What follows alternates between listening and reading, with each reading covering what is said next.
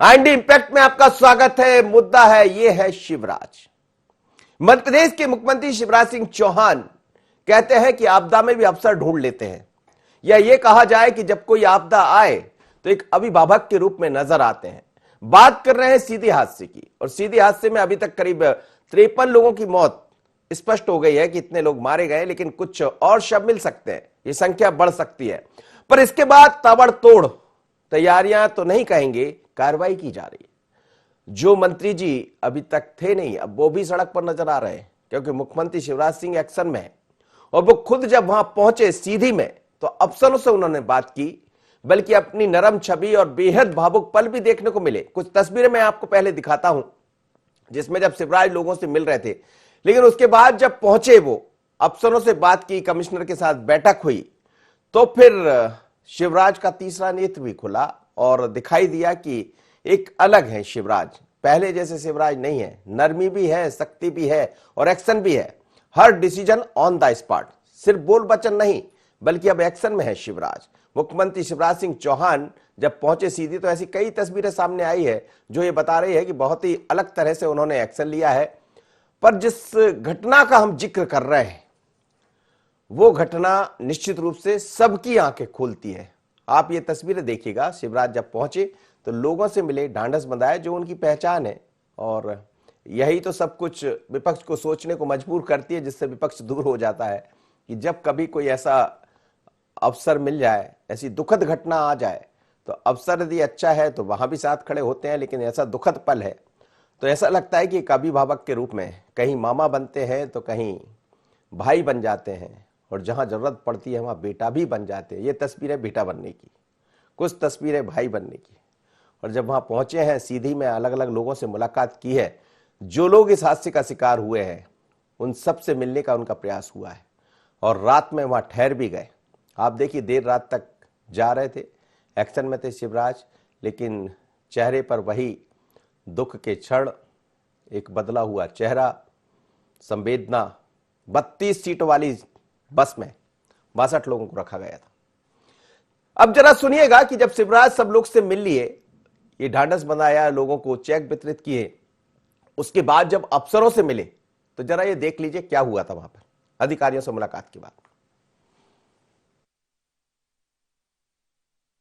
परिवहन विभाग ये कहता है कि अगर एग्जाम होंगे प्रतिशत विद्यार्थी जाने दिए जाएंगे। ये है आपके नियमों में, कौन रेगुलेट करेगा? ये कोई बात नहीं कि वो अच्छा सवाल ही हो रही था। चलिए, तो जैसा हमने देखा कि मुख्यमंत्री शिवराज सिंह चौहान एक्शन में थे, लेकिन मुख्यमंत्री शिवराज सिंह चौहान ने क्या कहा, पहले ये जरा सुनिएगा। शिवराज जी ने क्या कहा वहां पर पूरे लोगों के मिलने के बाद, पहले ये सुनाते, फिर सीधे चलते हैं। हम गोविंद राजपूत जोड़ रहे हैं हमारे संवाददाता आमिर के साथ। आमिर, बने रहिएगा। पहले शिवराज जी का सुन लेते हैं, उन्होंने क्या कहा सीधी में। किसी से राग और द्वेष नहीं है, लेकिन गलती अगर कोई करता है तो उसको सजा भुगतने के लिए तैयार रहना पड़ेगा। मेरा किसी से राग और द्वेष नहीं है, लेकिन गलती अगर कोई करता है तो उसको सजा भुगतने के लिए तैयार रहना पड़ेगा। चलिए सीधे चलते। आमिर मेरे साथ जुड़ रहा है इस वक्त, उनके साथ परिवहन मंत्री गोविंद राजपूत भी जुड़े हैं। आमिर, क्या कहेंगे? आज हम देख रहे हैं कि मंत्री जी भी एक्शन में है, और मुख्यमंत्री जी ने तो कल एक्शन दिखाया, 2-3 अधिकारियों को नाप दिया, पर सवाल वही खड़ा हो जाता बार बार कि घटना होती है, एक्शन दिखता है, ये कब तक दिखेगा? बात करिए मंत्री जी से। जी, मध्य प्रदेश के परिवहन मंत्री ने खुद ही मोर्चा संभाला है और अब बसों के अंदर जाकर देख रहे हैं। एक बस के अंदर यहाँ पर गाड़ी रोकी और यहाँ पर जो है पार्सल यहाँ पर रखे थे। मंत्री जी, किस तरह से कार्रवाई की जा रही है? गाड़ी को जब्त कर रहे हैं। पहले इनको बसों के अंदर, पहले इन लोगों को छुड़वाएं, गाड़ी जब्त कर देंगे। बस के अंदर बता रहा है सवारी से टिकट ले लिया, पैसे टिकट नहीं दिया, पैसे ले लिया, टिकट ले लिए हैं, गाड़ी में टिकट नहीं दिए हैं, तो बस माले पर कार्रवाई होगी। और कितनी गाड़ियों पे अब तक कार्रवाई की गई? जितनी आई सब पे कार्रवाई कर रहा हूँ। ठीक है, तो यहाँ पर देख सकते हैं खुद मोर्चा संभाले हुए हैं, और हम आपको और वो तस्वीरें दिखाएंगे जहाँ पर परिवहन अमले के साथ खुद मध्य प्रदेश के परिवहन लोगों से बात करिए, लोगों से बात करिए। भरे वो राइट सर, वो तो नहीं कर सकते सर। और गाड़ी में टिकट तो किसी को नहीं दे रहा भाई। उसमें आएंगे सर ये भी, मतलब जो है सेक्शन करो। परमिट शर्तों का उल्लंघन बताया और सीधी कार्रवाई यहाँ पर की जाएगी। आप लोग बस में सफर कर रहे हैं, क्या पैसे ले लिए आपसे, टिकट पैसे नहीं? ले लिए, पैसे अब्दुल्ला तक के पैसे ले लिए, टिकट नहीं दिया। यहाँ बीच में भी बता रहा है गाड़ी के तेज चला रहा था ड्राइवर। नहीं अब सही, गाड़ी तो सही चल रही थी, गाड़ी तो सही चल रही थी। सवारियों का आरोप है कि उनसे पैसे जरूर ले लिए। सर, सवारियों का आरोप है, यहाँ पर अपर आयुक्त परिवहन विभाग के अरविंद सक्सेना खुद यहाँ पर बस में आए हैं। सर, गाड़ी में ओवरलोडिंग है, सवारी भी ज्यादा है, पैसे ले लिए, टिकट नहीं दिए, ऐसा आरोप। देखिए, जहां तक ये टिकट है इसको बिल्कुल रेगुलराइज किया गया है, और जो टिकट्स नहीं दे रहे हैं तो ये सेंट्रल मोटर व्हीकल एक्ट और जो हमारे एमपी मोटर व्हीकल रूल्स हैं उसके तहत ये नियमों का स्पष्ट उल्लंघन है।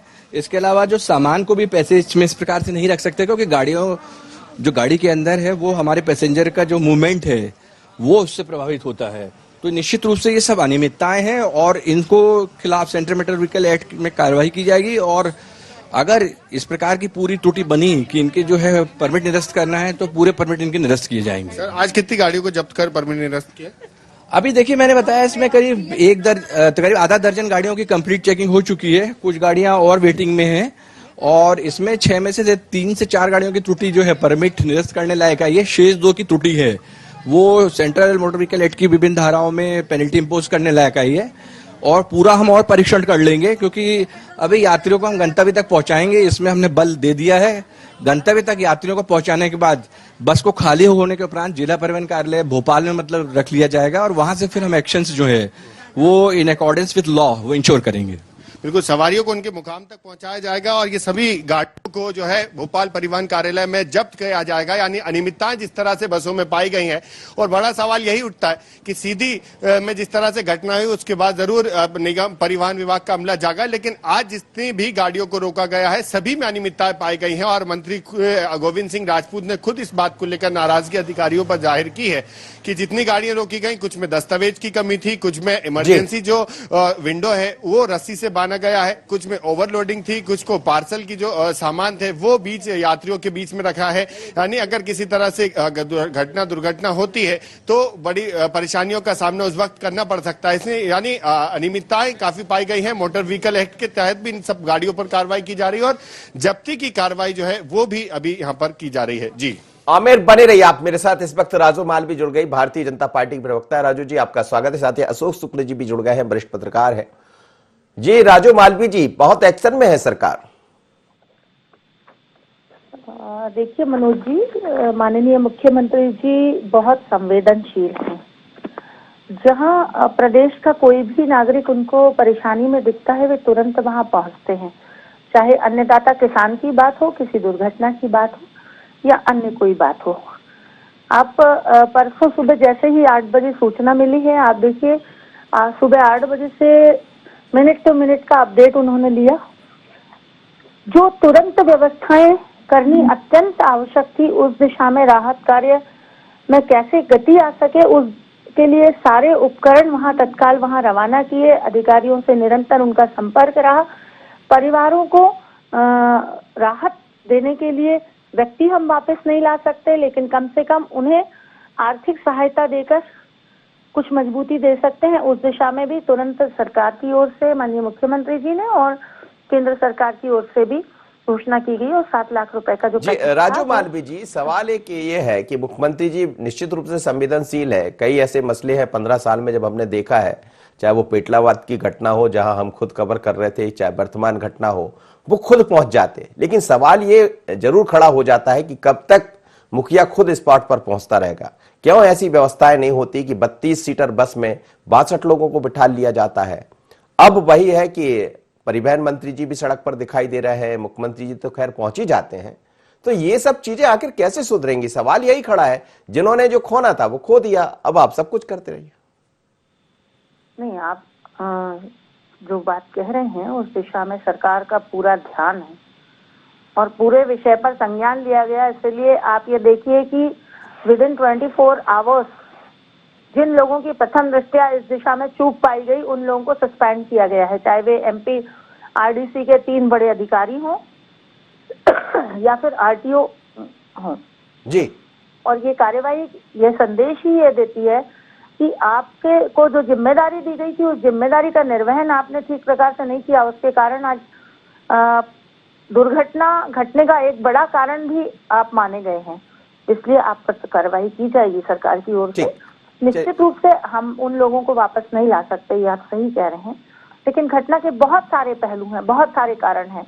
हम उन सारे कारणों में जाएंगे, उन सबकी जांच होगी, परंतु प्रथम दृष्टया जो भी इसमें दोषी पाया गया उसके खिलाफ तत्काल कार्यवाही। चलिए, मेरे साथ अशोक शुक्ल जी जुड़ गए हैं, वरिष्ठ पत्रकार है। अशोक जी उसी क्षेत्र के हैं, बहुत अच्छे से समझा होगा, बिंद को बहुत अच्छे से देखा है। अशोक जी, सवाल यही है कि ये जो बस है 32 की जगह 62 लोगों को भर लिया जाता है, उसके बाद हादसे, ये पहला हादसा नहीं है, सरकारें किसी की भी रही हो, ये बनता रहता, दिखता रहता। और परिवहन विभाग में क्या होता है ये भी हम सबको पता है। अब मंत्री जी भी सड़क पर है, लगातार कार्रवाई कर रहे हैं आज, और उससे पहले मुख्यमंत्री जी लगातार ये कह रहे थे कि किसी को नहीं छोड़ा जाएगा, और उन्होंने छोड़ा भी नहीं है। पर क्या आपको लग रहा है कि ये सबक देके गया है हादसा? पिछले 15-16 सालों का जो भी शिवराज जी का कार्यकाल रहा, आप देखें, वो ठीक है, वो गरीबों के प्रति काफी सरल हैं, और ऐसी घटनाओं में जो की अपनी भूमिका होती है वो बिल्कुल ऐसा लगता है जैसे कोई परिवार का सदस्य हो। जैसा कि हम लोग सीधी में देख भी रहे हैं, वो एक एक व्यक्ति से मिल रहे हैं, उसके आंसू भी पहुंच रहे हैं, और जो इमदाद दे सकते हैं सरकार, जो कुछ कर सकती है वो कर भी रही है। लेकिन सबसे बड़ा सवाल ये है कि गुड गवर्नेंस के लिए सरकार ने क्या किया, या शिवराज जी ने क्या किया। नियम कायदों के पालन में लोगों से घूस वसूल ली जाती है, तो नियम कायदों के उल्लंघन के लिए भी घूस दी जा रही है। प्रदेश में जो घूस माफिया है, जितनी अराजकता आप देख रहे हैं, चाहे वो सड़क पर अराजकता हो या प्रशासनिक अराजकता हो या इस तरह की दुर्घटनाओं के पीछे कहीं एक जो सिस्टम की एक कमजोरी दिखती है, उसकी मुख्य वजह ये है कि मध्य प्रदेश में घूस माफिया हावी है। और यही वजह है कि सुरेश गुप्ता, एक जो पीड़ित व्यक्ति है, पीड़ित परिवार का सदस्य है, उसने शिवराज जी से कहा कि आप इनका निलंबन मत कीजिए, इनको बर्खास्त कीजिए। लेकिन शिवराज इतनी हिम्मत नहीं दिखा पाते। घूस माफिया के खिलाफ शिवराज कार्रवाई क्यों नहीं करते हैं, सबसे बड़ा सवाल ये है। और जब तक मनोज जी मध्य प्रदेश में घूस माफिया के खिलाफ कार्रवाई नहीं होगी, इस तरह की घटनाओं की पुनरावृत्ति होती रहेगी। जी जी जी जी, राजू मालवी जी जवाब देंगी कुछ? देखिए, मैं अशोक जी की बात से सहमत नहीं हूँ। प्रदेश में गुड गवर्नेंस के लिए हमने जितने प्रयास किए हैं, मैं समझती हूँ कि कांग्रेस की जितनी भी सरकारें रही उनकी ओर से इतने प्रयास पूरे कार्यकाल में नहीं हुए जो हमने किए हैं। ये भी मैं उनकी बात को आंशिक रूप से इस बात को ये मान लेती हूँ कि कहीं कोई ऐसी शिकायतें आती भी होंगी जी, पर उन शिकायतों पर कार्यवाही भी उतनी ही तन्मयता के साथ होती है। मैंने इसीलिए पहले कहा कि जो घटना हुई है वो बहुत दुखद है, लेकिन इसके सभी पहलुओं पर हमको विचार करना पड़ेगा। एक आम नागरिक के रूप में भी विचार करना पड़ेगा, एक बस मालिक के रूप में भी विचार करना पड़ेगा, एक सरकार के रूप में भी विचार करना पड़ेगा, एक जिम्मेदार अधिकारी के रूप में भी विचार करना पड़ेगा कि अपनी अपनी भूमिकाओं को कहाँ किसने कैसे निर्वहन किया और उसके कारण ये घटना घटी। मनोज जी, जो हुआ है वो बहुत दुखद है, लेकिन भविष्य में ना हो इस दिशा में भी प्रयास हमको करने पड़ेंगे। इसके लिए हमको शॉर्ट टर्म प्लानिंग भी करनी पड़ेगी, लॉन्ग टर्म प्लानिंग भी करनी पड़ेगी, मेंटेनेंस के लिए भी विचार करना पड़ेगा। लॉन्ग टर्म प्लानिंग तो है ही, 15 साल पहले भी आपकी सरकार थी, वर्तमान में भी आपकी सरकार, लॉन्ग टर्म प्लानिंग ही चल रही। चलिए, आप बने रहिए मेरे साथ। इस वक्त दुर्गेश शर्मा जुड़ गए मेरे साथ, कांग्रेस के प्रवक्ता। दुर्गेश जी, आपका भी बहुत स्वागत है, लेकिन कुछ 1 मिनट आपसे चाहूंगा, हमारे संवाददाता इस समय सड़क से जुड़े, मैं उनसे बात करके तत्काल आपके पास लौट रहा हूं, आपकी प्रतिक्रिया भी लेता हूं। आमिर मेरे साथ है? आमिर, चलिए दुर्गेश जी, ये जो हादसा हुआ है इसके बाद मुख्यमंत्री एक्शन में हैं, वहां पहुंचे हैं, और मुख्यमंत्री जी शिवराज जी की पहचान भी यही होती है, बात बिल्कुल सच है कि वो स्पॉट पर पहुंच जाते हैं, लोगों को ढांढस बंधाते हैं, पर इस बार एक्शन भी लिया, क्या कहेंगे आप? बिल्कुल साहब, मध्य प्रदेश पिछले 15 वर्ष से बहुत सारी नौटंकियां देख रहा है, उसमें से एक नौटंकी ये भी। क्यों जब हादसा होता है उसके बाद ही जागते हैं? हादसे से पहले क्यों नहीं इस तरह की घटनाओं को रोकने का प्रयास करते? जैसे बहन कह रही थी अभी कि लॉन्ग टर्म प्लानिंग होना चाहिए, शॉर्ट टर्म प्लानिंग होना चाहिए, पब्लिक को भी देखना चाहिए। क्या पब्लिक का कोई भी व्यक्ति या खुद राजू मालवी जी किसी बस में 32 से 35 और 35 से 60 संख्या पर आदमी को बैठाने पर रोक पाएंगी? और रोकने पे क्या वो बस संचालक इनकी बात को मान लेगा? भारतीय जनता पार्टी की वरिष्ठतम नेता है, क्या इनकी बात को मान के सवारी उतार देगा? संभव ही नहीं है। क्यों? क्योंकि उसको संरक्षण प्राप्त है और भ्रष्टाचार का संरक्षण प्राप्त है, भ्रष्ट प्रशासनिक तंत्र का संरक्षण प्राप्त है, भ्रष्ट राजनीतिक संरक्षण प्राप्त है। और भ्रष्ट राजनीतिक संरक्षण कौन दे रहा है? जो सत्ता में विराजमान है। आज निकले हैं ड्रामा करने माननीय मंत्री महोदय और माननीय मुख्यमंत्री महोदय। दिख रहा है बच्चों के स्कूल की बस में माननीय मंत्री महोदय जांच करने पहुंच गए चेकिंग स्टाफ के साथ में, मास्क नहीं लगाए हुए हैं। क्यों? मेरे बच्चे जो इस मध्य प्रदेश की धरोहर है, उनकी जान के संग खिलवाड़ करने की इच्छा रखते हैं। जांच के नाम पे पूरी की पूरी टीम बिना मास्क के गाड़ी के अंदर घुस गई। मंत्री खुद मास्क नहीं लगाया। जांच करने के लिए एक ऐसी बस को रोक लिया जाता है जिसमें मरीज है, वो अस्पताल जा रहा है। उसको अस्पताल जाने के लिए विलंब होता है, पब्लिक चिल्लाती है, तब बमुश्किल आप उस बस को जाने देते हैं। ये नैतिकता है, ये सोच है। इस सोच से तो भैया आप चेकिंग मत करो। ईश्वर नहीं, लेकिन चलिए दुर्गेश जी, यदि कोई मंत्री जांच पर उतर आया है, यदि वो जांच कर रहा है, तो इसमें बुराई क्या है? दूसरी बात यह है कि अब ये तो पता नहीं है कि सामने से कोई बस आ रही है, उसमें कौन है, और यदि है उसके बाद उस मरीज ने कहा गया कि उसमें मरीज है तो उसको जाने दिया गया। पर सवाल यह है कि ये बात बिल्कुल सच कह रहे हैं आप, ये हम भी कह रहे हैं लगातार कि जब घटना होती है, जब क्यों सब एक्शन में आते हैं, ये बात बिल्कुल सच है। अब आप मुझे बताइए मनोज जी, क्या वो मंत्री को मास्क लगाए बगैर बच्चों की बस में, स्कूल की बस में चढ़ना चाहिए जांच के लिए? जब मंत्री नहीं लगाएगा तो उसके पीछे का स्टाफ मास्क का फॉलो करेगा। कोविड का समय है, कोविड खत्म नहीं हो गया। क्या उन बच्चों को सबको वैक्सीनाइज कर दिया गया है कि नहीं साहब उनको कुछ नहीं होगा? आपने कहा चलिए मैं इस पर प्रतिक्रिया नहीं, सुनिए, आपने कहा कि वो मरीज की जानकारी उनको नहीं दी, पब्लिक ने बोला ठीक है निकलने दिया, पर मास्क लगाने की जवाबदेही तो मंत्री की है ना। ठीक बात जी, मास्क लगाना चाहिए था, और हम सबसे कह रहे हैं कि मास्क लगाइए। अभी आप ये मत सोचिए कि कोरोना से आप दूर हो गए, कोरोना से बचना है तो मास्क लगाना है, ये बार बार कहा जा रहा है, लेकिन इस समय तो शहर में भी लोग निकल रहे तो बिना मास्क के निकलने लगे। अशोक शुक्ल साहब मेरे साथ जुड़े हैं। अशोक जी, दो तरह की चीजें हैं इसमें, एक तो वो कि सरकार एक्शन दिखा रही, एक वो जिसमें शिवराज जी की पहचान होती, जिसका जिक्र आप भी कर रहे थे कि कहीं भी कोई घटना दुर्घटना हो जाए तो सबसे पहले वो पहुंच जाते, और इसीलिए जनमानस के लीडर वो बने रहते, जनता उनको मास लीडर मानकर चलती है। और सीधी सी बात है, किसी घर में यदि कोई अनहोनी हो जाए और उसके बाद वहां का मुखिया जाकर एक अभिभावक के रूप में काम कर दे, पैसा देना एक अलग मुद्दा, लेकिन आंसू पहुंचना एक अलग चीज, क्या इसी में एक अलग नजर आती छवि शिवराज जी की? नहीं, देखिए, मुझे क्षमा कीजिएगा और मैं बाकी लोगों से भी क्षमा प्रार्थना के साथ में एक बात कहूंगा कि बेवकूफ बनाना भी एक कला है, और हमारे शिवराज जी इस कला में जो है पारंगत है, माहिर हैं। वो जब पहली बार मुख्यमंत्री बनते हैं तो उन्होंने कहा था कि जनता उनके लिए भगवान है, और बाद में मुझे उनका ये भगवान जो है कहीं पुलिस के हाथों पिटता हुआ दिखता था, कहीं वो तेल के लिए जो है किसी लाइन में खड़ा मिलता था, और कभी वो किसी अधिकारी के सामने जो है जो उसका हक होता था, यहाँ तक कि जन्म और मृत्यु प्रमाण पत्र के लिए वो भगवान जो है किसी अधिकारी के सामने मुझे गिड़गिड़ाता हुआ दिखाई देता था। तो मेरा कहने का मतलब ये है कि आपकी कथनी और करनी में फर्क नहीं होना चाहिए। आपने उस गरीब ड्राइवर को तो तत्काल पकड़वा लिया, ढूंढवा लिया उसको सतना से आपने पकड़वा लिया। ये गैर इरादतन हत्या के क्या ये आरोपी नहीं है? जिस प्रशासनिक अमले के सामने से वो बस जो है क्षमता से अधिक सवारियों को लेकर गुजर रही थी, जगह जगह आपने थाने खुलवा रखे हैं। नेशनल हाईवे के जितने थाने हैं, आप मनोज जी जरा पता करवा लीजिएगा, रोज रात में वहां पे एंट्री वसूली होती है।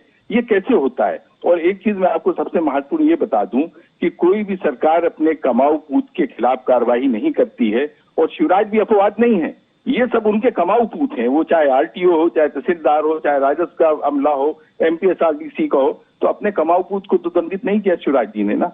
अगर वो ईमानदारी से वहां पर पहुंचे हैं और पीड़ित परिवार के प्रति उनके मन में कहीं कोई संवेदना है और भविष्य में इस तरह की दुर्घटनाएं न हो, तो वहां के आरटीओ को बर्खास्त करें, वहां का जो पुलिस अधिकारी रहा हो उसको बर्खास्त करें। और जिसकी वजह से 3 दिन तक वहां पे जाम लगा, जिसके चलते एक व्यक्ति को, एक ड्राइवर को जो है यात्रियों के दबाव में या किसी भी तरह के कारण से उसको बाईपास करके वो दूसरे रूट से जाना पड़ा जहां वो हादसे का शिकार होता है, तो इसके लिए जिम्मेदार कौन है?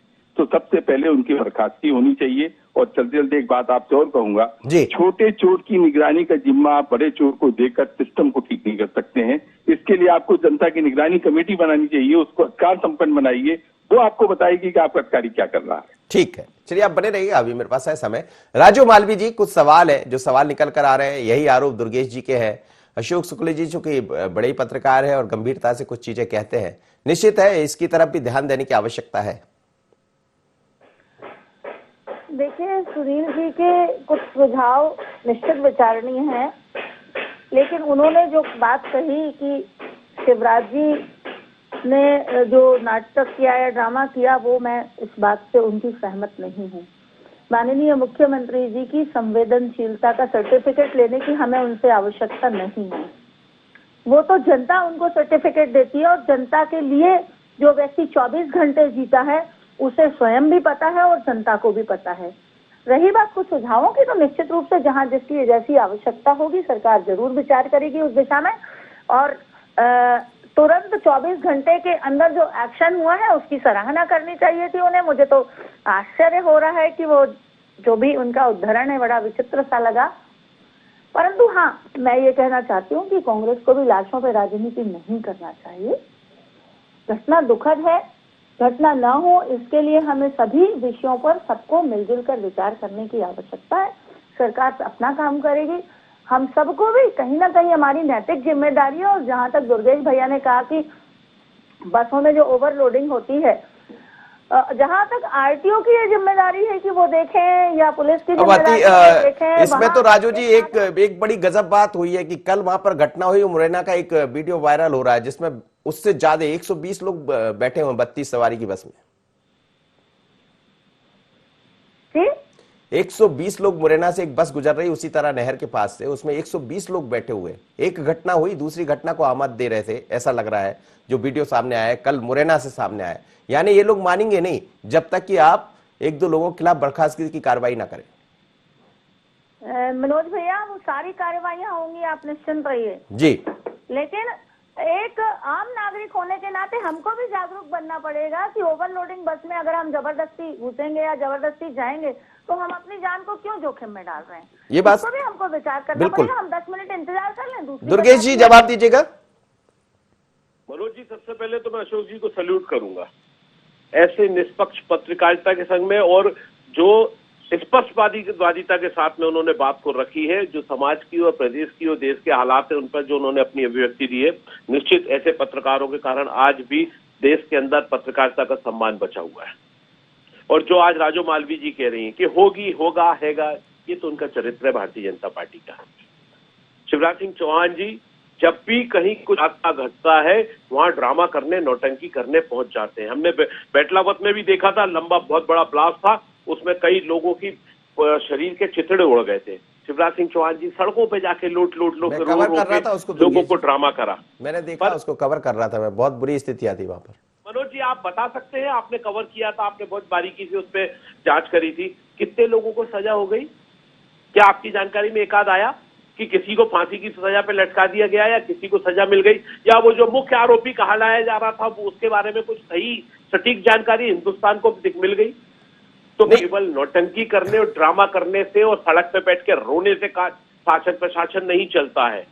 ईमानदारी से, सख्ती से कार्रवाई करना पड़ता है, पर कार्रवाई कर नहीं सकते क्योंकि इनको सत्ता हासिल करने के लिए जो धन की आवश्यकता होती है, ये उन्हीं धन वो तो विभाग ही ऐसा है, आप भी रहे या कोई भी रहे दुर्गेश जी, परिवहन विभाग तो हमेशा चर्चा में रहता ही है। परिवहन है, आबकारी है, और सरकार कोई भी आ जाए, राजस्व तो आप लोग को भी प्राप्त करना ही है। मत दीजिए शिवराज सिंह चौहान जी को, परिवहन से और इससे और विभागों से मतलब नहीं है। आज जो स्थितियां हिंदुस्तान में और मध्य प्रदेश में निर्मित हो रही हैं, वो इनको शेल्टर देने का समय नहीं है। मुखरता के संग में अशोक जी की वाणी में दम देना पड़ेगा, बिल्कुल, तब जाके हम और आप सुरक्षित हो पाएंगे। अन्यथा आने वाला समय और हमारे और आपके लिए हिंदुस्तान नहीं बन रह पाएगा। ये चलिए सर, आपको भी विपक्ष की भूमिका में उसी तरह हम चाह रहे थे कि आप लोग सब सड़क पर होते और ये बताते, आंखें खोलते सरकार की कि आखिर। बहुत बहुत धन्यवाद आप सभी मेहमानों का। और आप लोग भी ये कहते कि आइए हम लोग सब खड़े हैं, जैसा वो पहुंचे थे वैसे आप भी 100 लोग जाकर खड़े हो जाते, बताते कि यहां ये गड़बड़ी है, वहां ये गड़बड़ी है। लेकिन बात से बात नहीं होती, सरकारें बदलती है, सरकारें आती है और वो लोग शिकार हो जाते हैं जो गरीब है, जिनको तो जल्दी पहुंचना है परीक्षा देने, जिन्हें नहीं पता है कि इस बस में 32 की जगह हम 65 बैठकर चले जाएंगे। बस ये है कि कैसे जल्दी पहुंच जाए और उस पेपर में शामिल हो जाए, क्योंकि यदि एक रात पहले पहुंच गए तो उस घर का किराया कौन देगा, वहां रुकने का किराया कौन देगा उस खाने का पैसा जो उनकी जेब से जाएगा। इस पर ध्यान किसी का नहीं होता है। कार्रवाई हो रही है, मुख्यमंत्री संवेदनशील है, इस बात को मानना ही पड़ेगा, वो संवेदनशीलता दिखाते हैं। लेकिन मुख्यमंत्री कब तक, जब तक उनके अधीनस्थ नहीं समझ पाएंगे, संभल पाएंगे, तब तक ये चीजें ऐसी ही चलती रहेंगी। लेकिन एक प्रयास है और सवाल तो खड़े होना चाहिए। सरकार है तो सवाल खड़े होंगे, चाहे वो विपक्ष खड़ा करे चाहे कोई पत्रकार, जवाब भी सरकार को ही देना है। इतना ही, मुझे दीजिए इजाजत, बने रहिए N24।